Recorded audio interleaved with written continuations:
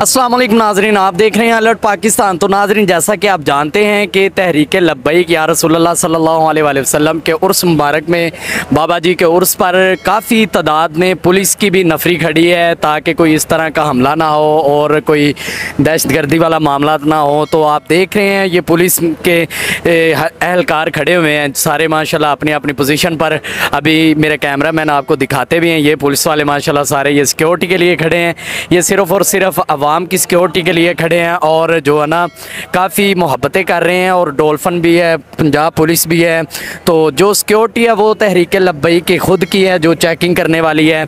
तो इसके अलावा पुलिस भी काफ़ी तादाद में है। तो जब तहरीक लब्बैक पर हमला हुआ होता तो इन्हीं पुलिस वालों ने तहरीक लब्बैक के कारकुनों को भी ज़ख्मी किया। और क्या आप जानते हैं वो पिछला मामला जो आपको पता है, मैं वो दोहराना नहीं चाह रहा, आप वो सारी कंडीशन जानते हैं कि पुलिस ने जब कारकुनों को इसी रोड पर ज़ख्मी किया था, इसी रोड पर लाशें बिछी हुई थी, तब ये पुलिस ने किया था। और आप जानते हैं इन्होंने किसके कहने पर किया था। पुलिस वाले ख़ुद नहीं करते ये, इनको ऑर्डर मिलते हैं तो ऑर्डर पे ये किया जाता है। नाज़रीन आप देख रहे हैं, लेकिन अभी पुलिस खड़ी है और लोगों की सेफ्टी के लिए खड़ी हुई है ताकि लोगों को नुकसान ना पहुंचाया जाए। और कोई इस तरह का अगर अल्लाह ना करे कोई मसला बनता है तो फ़ौरन पुलिस एक्शन ले सके। आप देख रहे हैं काफ़ी सारी पुलिस भी है और इनके SHO भी और बड़े इनके अफसरान भी वो भी खड़े हुए हैं।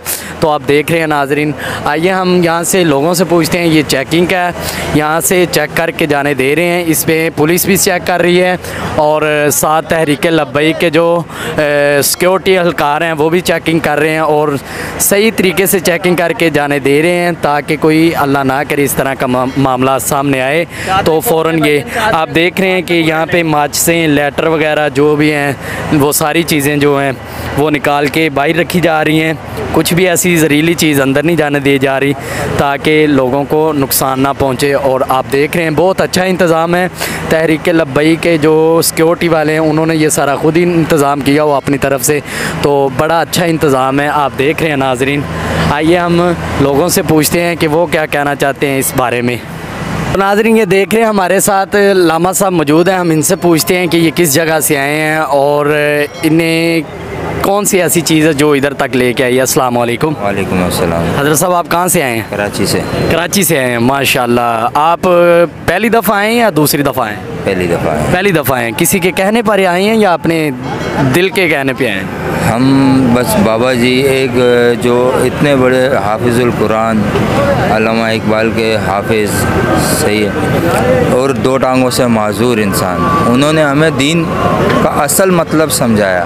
हम उनका दीन का असल मतलब समझ कर आज हमें शौक़ पैदा हुआ और आज हम बाबा जी के उर्स पर तशरीफ़ ले। ये देख रहे हैं नाजरीन, कराची से ये तशरीफ़ लेके आए। तो क्या कराची से आप आज आए हैं या कल के आए हुए हैं? आज आए, अभी पहुँचे। आज अभी पहुँचे हैं। लंगर वगैरह किया आपने? नहीं, अभी जा रहे हैं। अभी लंगर नहीं किया आपने जी। तो नाजरीन ये कराची से आए हैं, इनका पूरा काफ़िला है। कितने बंदे आए हैं आप कराची से?